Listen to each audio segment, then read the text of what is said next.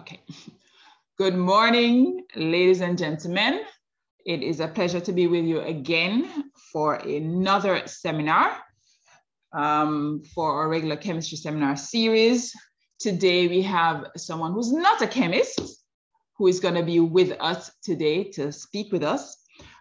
This is Dr. Carrion Smith.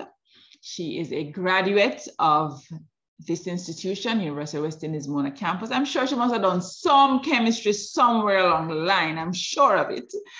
And so she is the chairman of the board of directors for SoSA, and I'm sure you're going to hear about SoSA, the Society for Scientific Advancement. And part of the role of that entity is to promote scientific advancement for underserved groups so that we can have scientists in perpetuity, you know, we'll continue to have more persons who will have an interest in science. So she is an assistant professor at the University of North Carolina at Chapel Hill. And as I said before, she obtained her BSc and MPhil here at UWI. I believe that she worked with Professor Roy, if my memory serves me correctly. Awesome, great. She obtained her PhD at the University of Georgia. And reading her bio, she also indicates that she has an interest in entrepreneurship. I'm not sure she's going to speak about any of that aspect of things, but she has that interest in particular bioentrepreneurship. And she sees there, of course, there's potential to stimulate economic and social development through that type of a platform. She also has a great interest in mentorship. And that is one of the aspects of SoSA that I know she's going to be talking about this morning, and also recognizing that, you know, that is something that some of our students could participate in, because the concept of transferring knowledge to the next generation is absolutely critical. So I am going to hand over to Dr. Smith. Thank you for agreeing to be with us this morning. Hello, everyone. Good morning. It's always a pleasure to be home, even if it's virtually, to see some names, not really some faces. And yes, I did take some chemistry from Prof. Reese and others. So thank you so much for that kind introduction, Dr. Gallimore. And let me just share my screen so we can get started.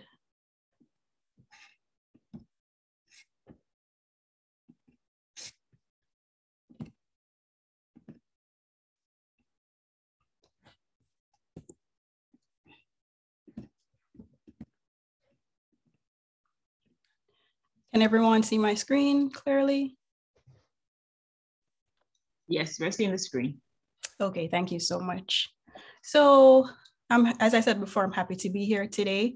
What I thought I'd do, you know, I did take some chemistry, but my current research program is not in chemistry at all. But there's some, you know, chemistry is tied to many things. So I thought I would pick out some of the key areas of my research that could be of interest to you all, and then finish up by kind of talking about my interest in STEM outreach and community service. And that's kind of how SoSA arose. So that's what I thought I'd do today. So as Dr. Gallimore kindly said, you know, I did my bachelor's and MPhil at UWI, where my mentor was Prof. Roy. And at the time I was doing Gemini virus research. So, you know, that's kind of where my interest in research got started. So I then moved on and completely switched fields at the University of Georgia, despite them having quite an impressive plant pathology and virology program. I decided to focus on biochemistry and molecular biology, and that's where my interest in stem cell research, which I continue today, started. I went on to do my postdoc at the University of North Carolina at Chapel Hill, where I stayed on as faculty in the genetics department. And I continued to do stem cell research, and but have since kind of switched to long non-coding RNA and their functional characterization. And that's kind of what I'll talk to you about today. So I kind of just gave you a synopsis of the plan for today, but try to switch laser pointer again. Right. So I'll talk about how we use technology to kind of understand on a candidate by candidate basis the non-coding genome, and how we tie that into functional or phenotypic characterization. And as I said, and as Dr. Gallimore kindly said, I'll then switch gears to talk a little bit about the Society for Scientific Advancement, or SoSA, and how we use that as a tool to give back to our community. So, while at UWI, we were introduced to the central dogma, right? So DNA makes RNA, makes protein, and the proteins are considered to be the workhorse generally of the cell. Since then, it's been appreciated increasingly that it's not just a straight line here. There is kind of feedback regulation by proteins primarily to regulate this gene to RNA step. But not only that, there are lots of non-coding RNAs that have nothing, they don't code for protein at all. And these actually, non-coding RNAs actually outnumber protein coding genes. So this kind of means that the central dogma that we were originally introduced to needs updating in general. And that's what I'm going to spend the bulk of my time talking about today. So why long non-coding, or why non-coding RNAs? Well, if you look at across species from less complex to highly complex and specialized species, vertebrates and invertebrates, non-coding RNAs can be found prevalently across the board. And non-surprisingly then, because there are so many of them everywhere we look, the interest, over the past 10 to 15 years now, the interest is just in non-coding RNA biology. Their characterization is growing at an increasing rate, almost exponential. It's very hard to keep up with the literature. When you focus on the human genome specifically, what's being increasingly appreciated is that, as I mentioned before, the central dogma, where initially a lot of the kind of genomic characterization was focused on protein coding genes, these mRNAs and their products, but the sequencing of the human genome has revealed that actually protein coding genes are probably 2 or 3% of the entire human genome. What is prevalent are these non-coding RNA genes and regulatory sequences for both non-coding RNAs and protein coding genes. And of these non-coding RNAs, when you kind of divide them up into long non-coding RNAs and other RNAs, you can see that long non-coding RNAs are almost equal in number to protein coding genes. And what this means is that there's a plethora of candidates to study that are, for the most part, even though they're almost equal in number to the genes that we've been studying for decades, the functions are mostly unknown. This is because the human genome and genomes of mammals and etc. were only recently sequenced. And with that sequencing, what was realized was that the genomes primarily of mammals, all the way up to mammals, including humans, are pervasively transcribed. And this is where the realization that only 2 or 3% of that genome actually results in protein coding genes. So relative to these protein coding genes for mRNAs, where can these long non-coding RNA genes be found? And long non-coding RNA genes are very similar in terms of their structure, how they're produced by RNA Pol II, for example, relative to mRNAs. So if you look at colored in blue here, this is meant to illustrate protein coding genes, exons in the solid bars and introns here. And link RNAs are colored in pink here. And what you can see is that they can be found in kind of overlapping the protein coding genes in a sense or antisense direction. They can be found within introns of protein coding genes. They can be found kind of near to protein coding genes, but going in opposite directions, or they can be intergenic. And what that means is that they're found in some distance away from the protein coding genes. So this slide highlights the similarities in gene structure in the RNAs that are produced. The only difference is that the mRNAs, the protein coding genes, code for protein, and these code for transcripts, which will get into the function that have been uncovered so far. So what's been known, I mentioned there, for humans, for example, there are about 18 or so thousand for mouse. Another highly studied mammal, there are about 13,000. And what's been found by the study of the ones that are have been studied so far is that they're very diverse mechanistically. So for this slide and the next slide, I'll kind of walk you through some of the functions that have been uncovered so far. Get this one out of the way. So picture this is within a nucleus. Just 1 second here. Just trying to minimize. So my line of sight is okay.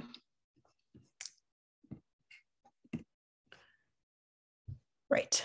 So imagine that this is just, this is just meant to represent DNA in a nucleus. So DNA and the transcript being produced from this locus. So this link RNA here is just, I made this little schematic to represent link RNA. And here the solid shapes generally represent proteins. So one function of link RNAs that's kind of prominent in those that have been studied is they can guide proteins based on their ability to interact as a nucleic acid to interact with DNA, for example. They can guide proteins to their the location of their function. Not only can they guide them there, they can act as a scaffold or kind of localizing and accumulating resource or source to bring members of protein complexes together at the loci of function. In addition to kind of assembling the proteins at specific loci, they can sequester them away to positively often regulate, for example, gene expression if this protein were inhibitory. Not only that, they can, in the case and X inactivation in which the entire X chromosome in females is inactivated is a prominent example of this, where one specific link RNA can result in the silencing of an entire chromosome. So the functions I kind of walked you through so far are nuclear functions. And one of the questions that remain are whether or how specifically these functions can be targeted. And the field is kind of emerging where there are products going into clinical studies where small molecules or other chemical probes, for example, are being used to tweak or inactivate the link RNA function to look at biological consequences. So those functions that I mentioned were primarily nuclear. Link RNAs can be located in the nucleus or cytoplasm of cells. And in the cytoplasm, what they have been found to do, one very prominent function, they're here colored in gray here and again in blue here. These short molecules here represent microRNAs, which are very short RNAs, about 20 nucleotides, for example, that their general function is to cause the degradation or inhibition of translation. That's one of their prominent roles. And link RNAs can be functioning as kind of sequestration molecules or sponges, where they pull the microRNAs away from their targets, so that no longer does the microRNA result in degradation of the targets, but they are able to be stably maintained in the cell and then get translated to enact their function as proteins. So similar to the scaffolding function that I mentioned on the previous slide, link RNAs can also not only assemble complexes, but also stabilize them through different mechanisms. And this can be in the nucleus, as I mentioned before, or in the cytoplasm itself, where they have effects on regulating the stability of both protein and RNA transcripts. And there are other not quite as studied processes that link RNAs can function in, such as the regulation of splicing. And the takeaway here is just that the functions of the ones that have been studied so far are very diverse. And again, you know, the next step is kind of, when we understand their functions, how can they be targeted to, you know, positively, depending on the link RNA function, or negatively modulate the function to result in some biological outcome. And why is this important? Interestingly, or, you know, this is something that I kind of keep coming back to. Link RNAs are actually more cell and tissue specific than mRNAs. And this is important because many drug development, the focus of many kind of drug targeting is targeted to, for example, oncogenes. And the problem with that is that they're highly expressed in many cell types. So targeting them results in many adverse effects. And for link RNAs, as I mentioned before, there are so many of them. They number, you know, almost equally as mRNAs. And unsurprisingly, therefore, wherever you look, and this just illustrates diseases, but specifically cancer, for many cell types, there are some dysregulation of link RNA expression, if it's there at basal levels, for example, or the link RNAs that are very lowly expressed or fairly absent in normal cell types get remarkably upregulated in various cancer types. And this is kind of seen across the board. What's similar to the cancers that are shown here or illustrated here are other diseases, such as various degenerative diseases, lifestyle diseases, for example, where Alzheimer's, Parkinson's, you name it, link RNAs are dysregulated or appear whenever these disease conditions arise. Again, which raises the question whether they can be targetable by small molecule compounds, etc. So for our current research programs, the approach that we've taken is we start a big picture view, and then we're very interested in mechanistics. So how exactly the link RNAs are functioning. And I thought I'd walk you through how we use the whole genome or whole proteome kind of approaches to then guide us on what to study. And I'll kind of couple that with phenotypic studies that describe the functions of the link RNAs of interest. So what I'll walk you through is genomics and transcriptomics, so DNA and RNA focused approaches where we look at chromatin status and gene expression, as well as, and this is primarily through high throughput sequencing or RNA-seq. I'll mostly focus on bulk RNA-seq at the moment in this talk, as well as we do focus on now, instead of bulk sequencing where we look at a particular cell pool or a particular tissue, we also use single cell sequencing to look at link RNA expression. There's also technology that's more increasingly used where instead of reads that map throughout a candidate, for example, gene, you can now sequence the entire transcriptome fully using long read sequencing. Additionally, small RNA sequencing where we look at the interacting molecules. I mentioned miRNAs on the mechanistic slide, is something else that I'll talk through briefly to describe how we get at mechanisms of action.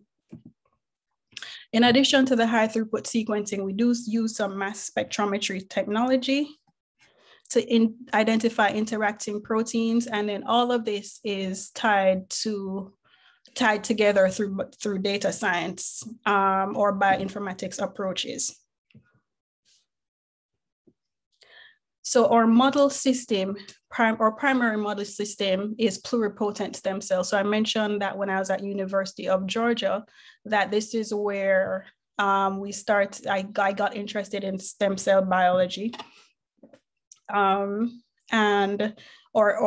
or system of study is embryonic stem cells, where we differentiate them. And what's special and unique about embryonic stem cells is that they can be used to obtain cell types of all the layers of the three primary germ layers, so mesoderm, endoderm, and ectoderm. So in the lab, we can differentiate embryonic stem cells to lung cells, pancreatic cells, neurons, for example. So we primarily use embryonic cells to differentiate them into neurons. We do some cardiac differentiation. And the other exciting thing about this technology or this process is that now patient-specific cells, so for example, an individual with a disease, so let's say a neurodegenerative disease, you can obtain fibroblasts from them, for example, and reprogram them to a pluripotent state, then differentiate them into neurons, and then use the patient-specific cells to address your question of interest. So altogether, the omics technologies that I mentioned on the previous slide, the way that we try to integrate them using bioinformatics, as I mentioned, so the genomics, transcriptomics, along with proteomics, with some phenotyping where we characterize the result, the outcome of manipulating the link RNA on the stem cells, and we tie that all together to kind of paint a picture on what it's doing broadly. Today, I'll mostly focus on, I'll touch on each and then kind of describe where we expect to go in the future. So just briefly to talk about some of the phenotyping, why we thought a candidate was worth further study. This particular link RNA called OIP5OS1 that is moderately to highly expressed in embryonic stem cells.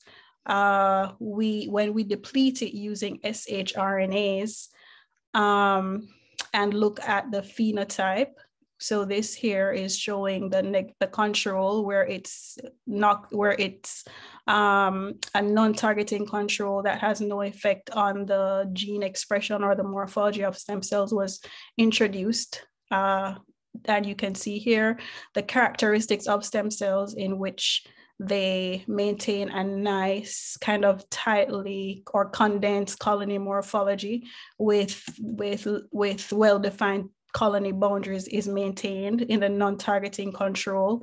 And alkaline phosphatase here is just a marker of stem cell biology. And you can see here that the cells brightly stain with alkaline phosphatase.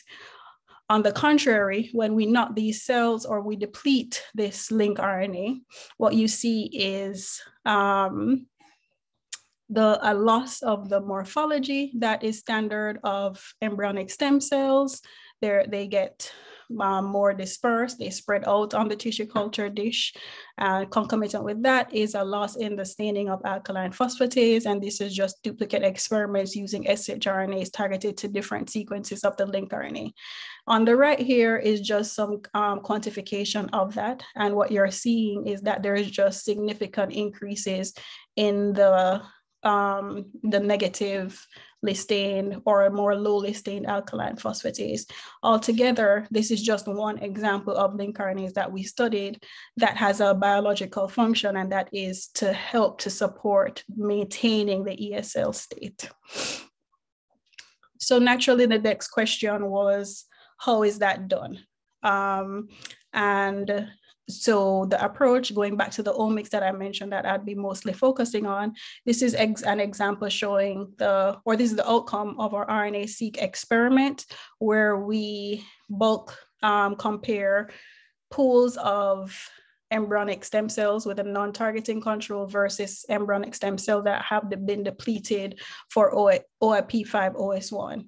And this smear plot is just showing that many genes are actually upregulated, as well as many genes are also downregulated. When we look at the categories using Go analysis of where these genes fall, what you're seeing is that many signaling pathways have been affected. What was surprising to us at the time was that there weren't very many categories of ESL-related pathways, but we saw that different categories showed up that indicated that cell adhesion and probably migration was affected by depletion of this link RNA, as well as cell proliferation. Since then, so that previous slide was focused on using shRNAs to deplete the link RNA. Here, we're using instead CRISPR-Cas9 depletion, and this is something that is ongoing and unpublished in the lab, but it's the same approach to see if we can get more clean depletion of the link RNA.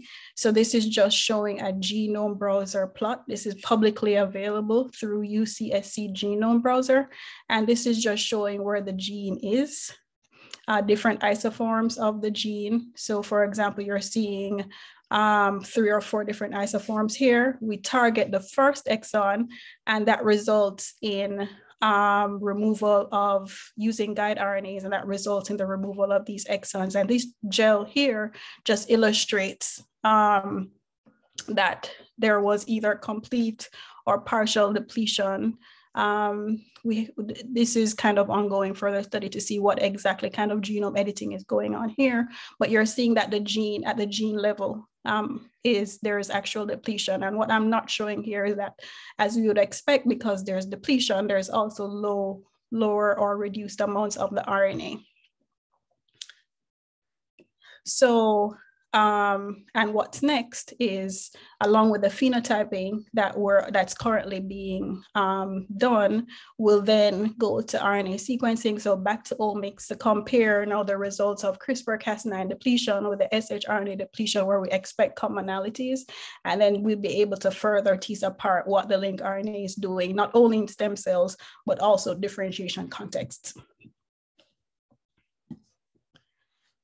So in addition to the phenotyping and RNA sequencing that I just mentioned, we've also been mapping what we call the interactome of link RNAs. And that is just the entire flavor or spread or candidates of proteins, in this case, that is bound to by a particular link RNA. So to do that, what we do is we use formaldehyde to cross-link the link RNA itself and anything that's in the neighborhood, for example. Then we sonicate to kind of share the DNA, because that can get to help to isolate, because DNA can get very sticky. And then we use biotinylated oligos to pull out whatever that the oligos anneal to the link RNA, and then we can use streptavidin to pull out the complexes that now contain the link RNA and everything that it was bound to in the cell, and that can be subjected to mass spectrometry after the cleaning and purification. And what we're showing here is that the probes for this particular link RNA actually enrich for the link RNA as expected. So that means that this technology here is working, whereas various negative control probes are not enriching for serino, even though there is some background with the sense oligo. For the most part, they're not enriching for serino as the probe that we're focusing on is. And the outcomes of this analysis showed us that when we set specific cutoffs of either unique peptides from the protein that was sent for mass spectrometry, or enriched peptides where our cutoff was 5-fold, we found hundreds of proteins. So at the time, we didn't expect to find this many proteins. In the experiment, when we did this was kind of a new approach, and to find so many proteins was just kind of a surprise. So what we did next was we went to look to see if we could corroborate that with other experimental approaches where the reverse is done, where the protein is isolated using antibody-based affinity approaches. And This is primarily done in cancer cell types, and the data are publicly available. So this is just showing an example of when we mine that publicly available data, that you're seeing that relative to other RNAs, both link RNAs and protein coding genes or mRNAs, Cyrano is really highly bound to proteins. And when you look at a genome browser plot, so similar to what I showed before to demonstrate the CRISPR experiment, this is now human data because that's where the data are more publicly available.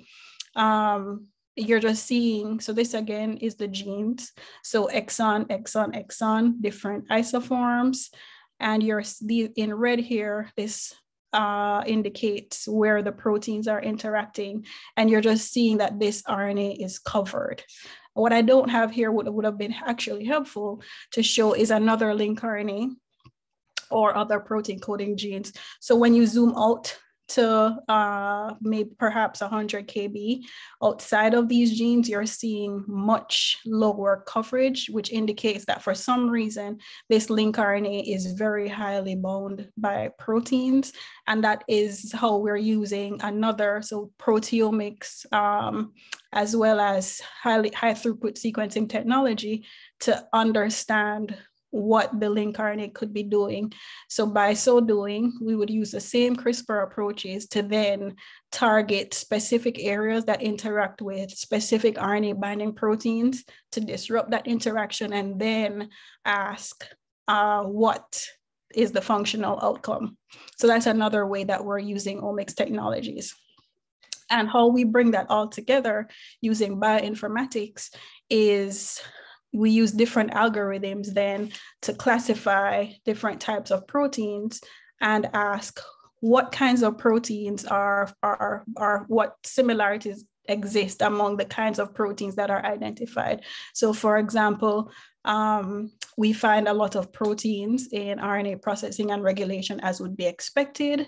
We find some that are implicated in protein stability, which, as I mentioned before, when I talked about how link RNAs have diverse functions, I did mention that, several have been found to regulate protein stability. But interestingly, what we found, as I mentioned, our cell type was embryonic stem cells, was we found some proteins that are involved in regulation of developmental processes or signaling processes that support the stem cell state. Another characteristic of link RNAs is that they have very limited sequence conservation. And so because of that, so we have protein interacting data, but how can we kind of use that to extrapolate what similar RNAs could be doing, or just to better understand link RNA function? That's limited by this limited sequence conservation. And what's shown here is just another link RNA, another example where this is a model of how the RNA is folding. This is what we'd like to get to through collaboration for the link RNA that I just described on the previous slides. And then the next step would be to target these structures. We know that the sequence isn't conserved, but there could be structural conservation, and we envision that small molecules could be used to target these structures that would arise based on different sequences, but conservation structurally. So that's, so I kind of touched on different aspects of our research interest, showed you a little bit of data to give you some idea of how we've been using the technology, what our questions are, what are some of the results that we've gotten to date, how we think about the question that we're trying to address in the stem cell context, where we have been modulating the transcript, looking at its effect. Also, I didn't get into that today on specific stem cell regulators. That was one of the things. We didn't see many stem cell regulators that changed, but we did see a few key ones from the RNA sequencing experiment. In addition, excuse me. In addition, we're using these data, the sequencing and structure, to see if we can try to classify similar link RNAs using another bioinformatic approach.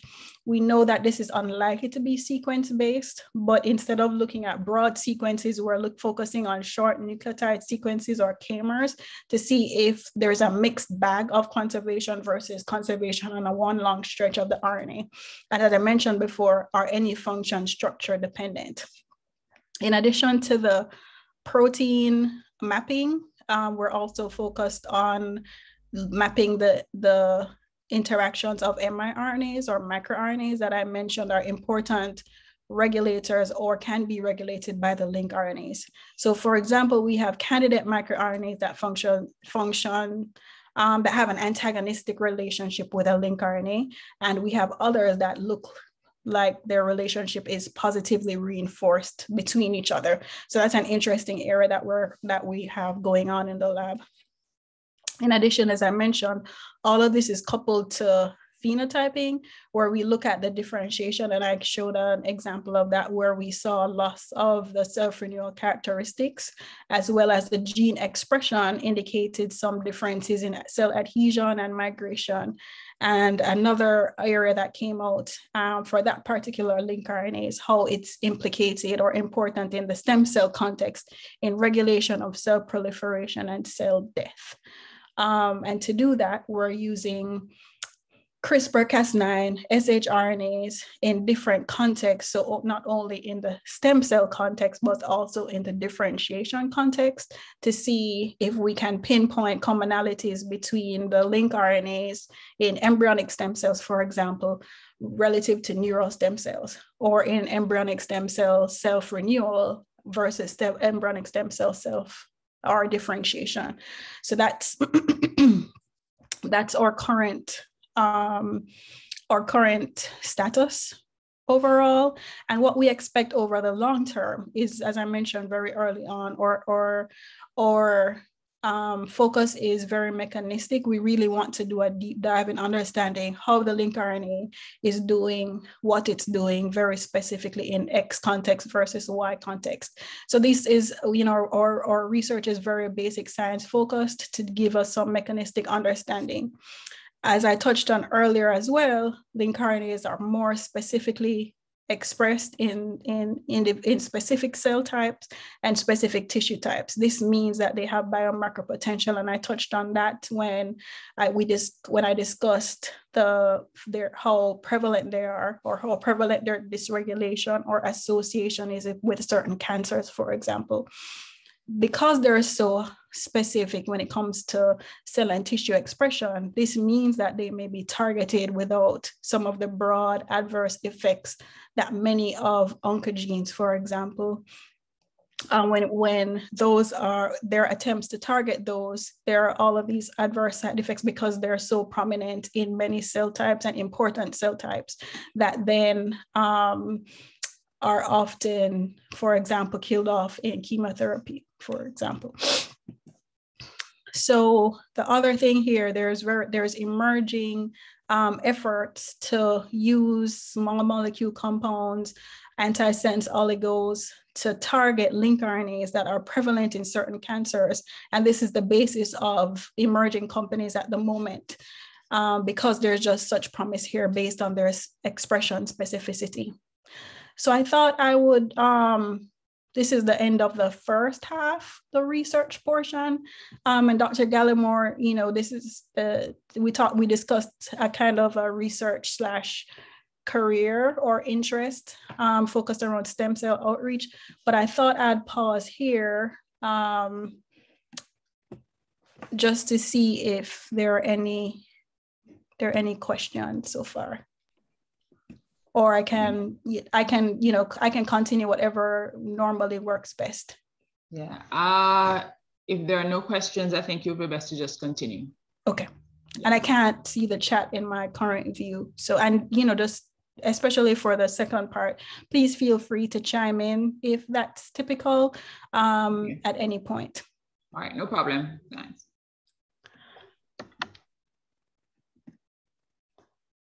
So now I'll switch gears to talk to you about our efforts in contributing to or collaborating with groups. We're a very collaborative organization regarding the Society for Scientific Advancement, where over the past 10 years, this kind of arose as a way to give back to our communities, to maintain the connections, because it's very easy to just lose ties. So this was kind of my way. And then colleagues and friends that we recruited along the way joined the mission to support just scientific research and STEM education overall. So what is SoSA? And this is a busy slide, not expected to read everything, but I just thought it would be kind of useful just to describe how we think of ourselves. We're a nonprofit organization that's dedicated to providing equal access for STEM education. And the way we thought we'd approach this is through as many hands-on and accessible events as possible, beginning with elementary school all the way to high school and undergraduates for hands-on workshops. And then, for undergrads, grad students, and faculty, we thought that we would collaborate with groups to facilitate and host scientific conferences, professional development workshops, community-based educational events, etc. So as I mentioned, we focus on STEM. That's where we've been trained. And we think that just enriching the pipeline, as Dr. Gallimore mentioned at the beginning in the introduction, is just a way to bring more kids into the STEM pipeline and hope that they maintain that interest all the way up. So we were founded in 2011. We had our first conference in 2012.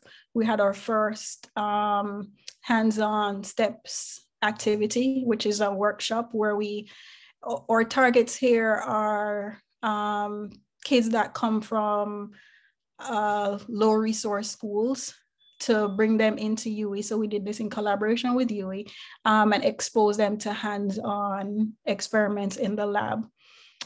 Because of COVID, our first virtual, we had to switch like you all did as well to virtual programming.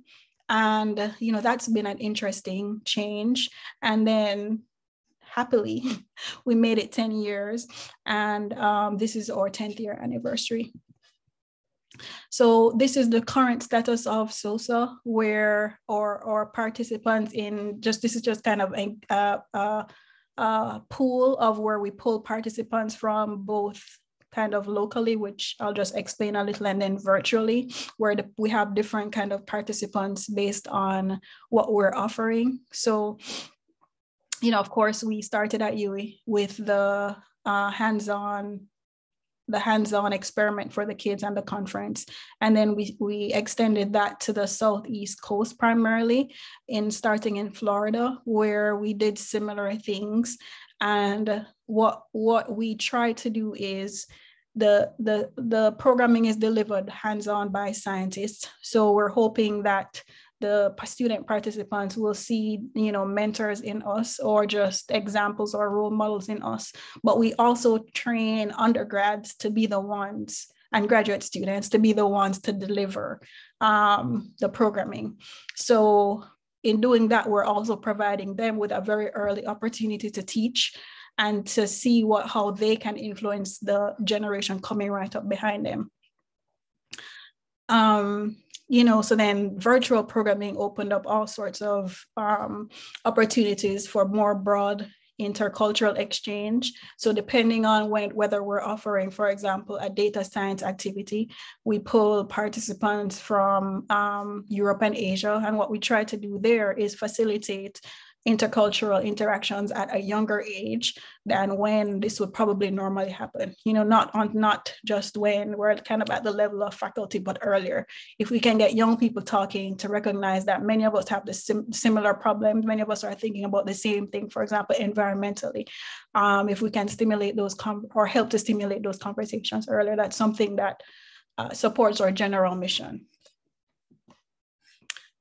So as I mentioned before on the mission slide, we have 3 ways that we try to do this.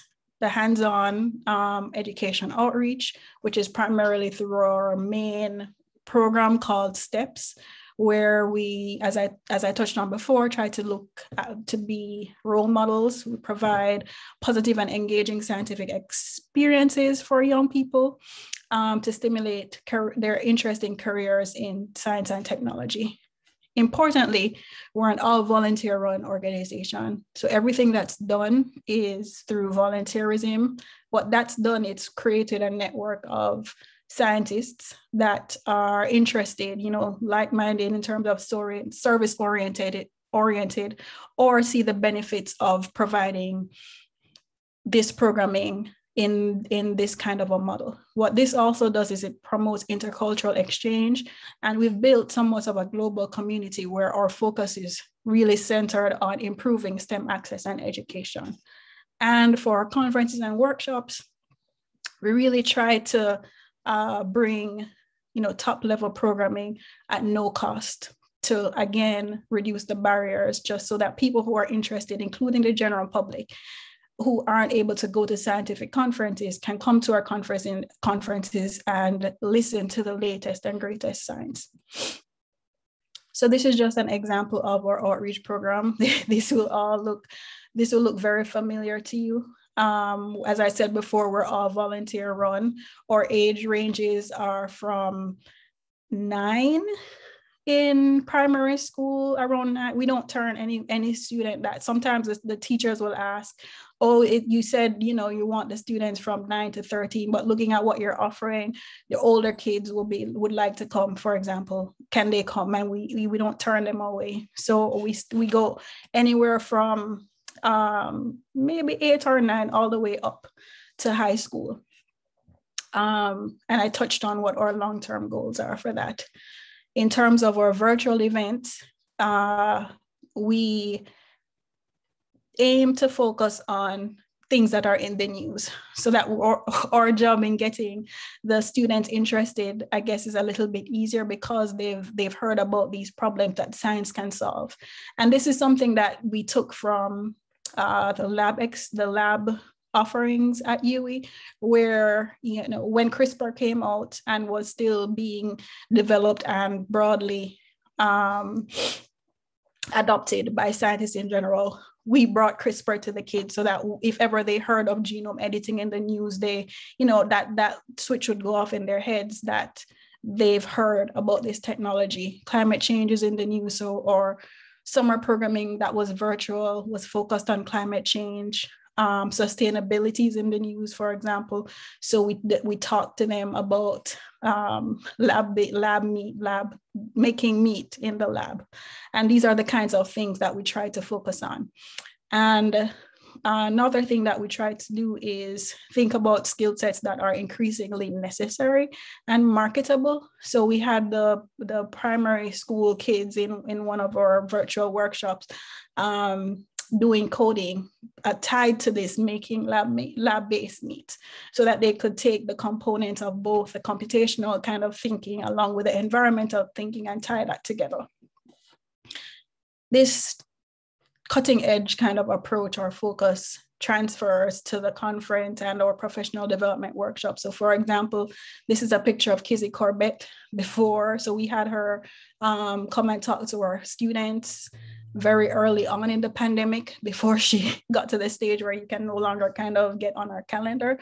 So she came and she talked about her work and just the history of how she got started in developing the vaccine that later became marketed by Moderna a few years back.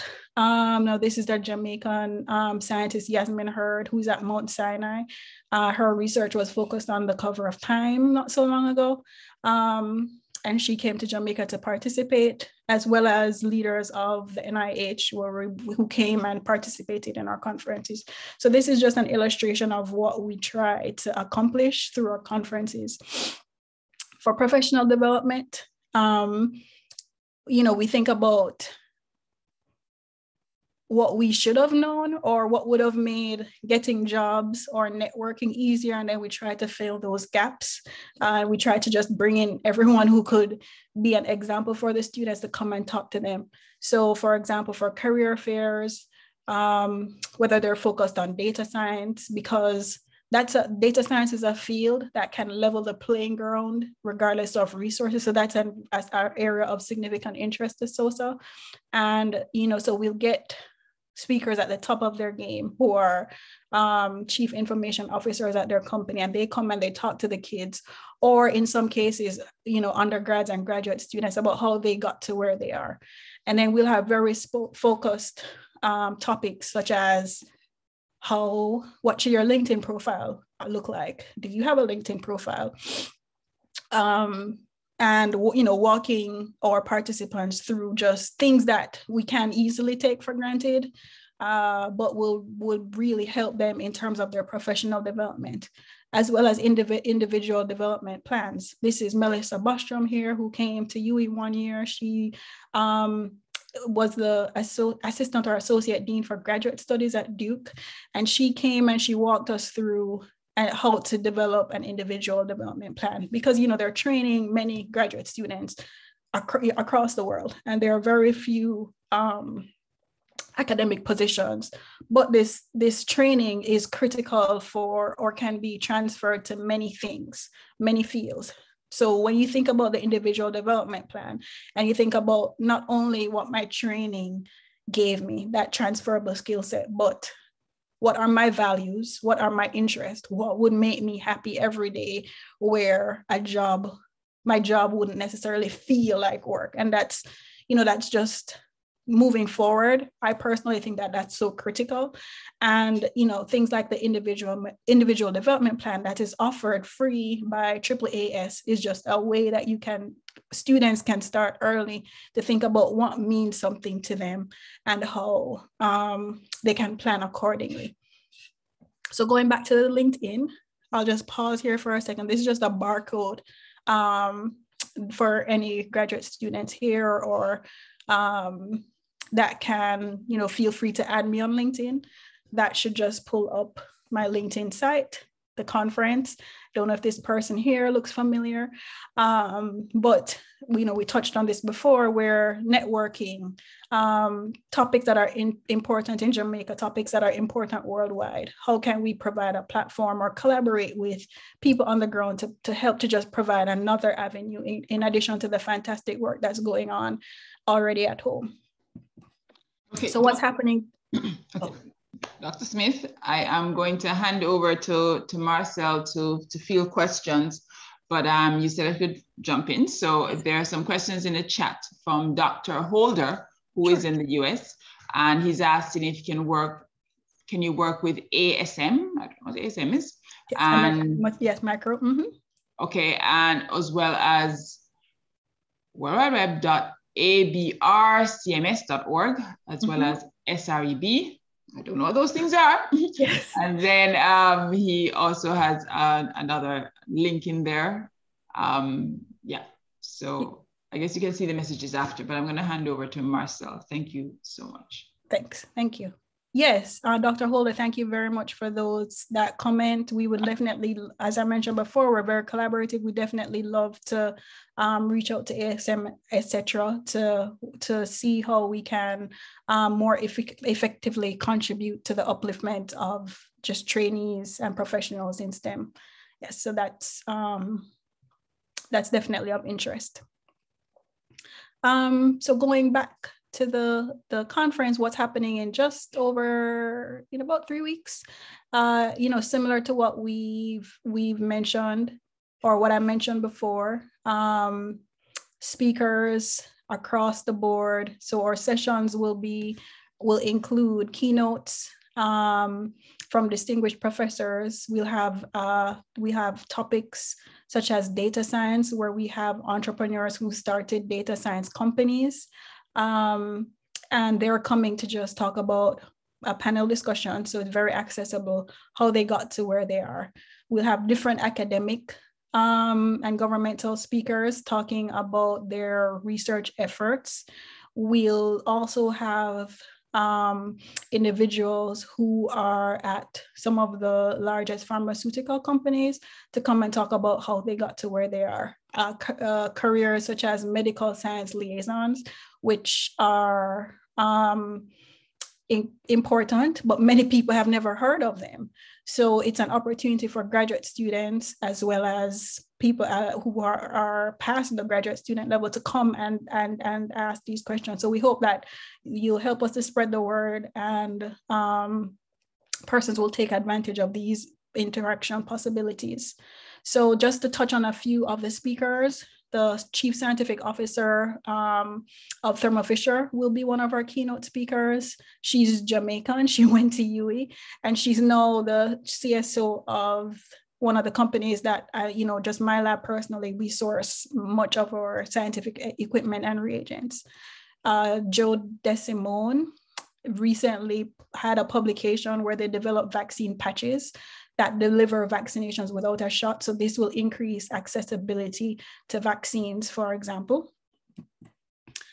Another keynote actually runs an organization where they're trying to develop infrastructure in sub-Saharan Africa to create local entities for local pharma entities to increase access to better quality and less expensive pharmaceutical products.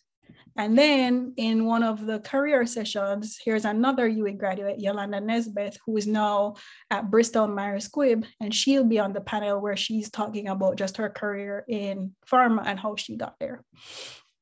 So as I mentioned before, I hope that you'll all join us.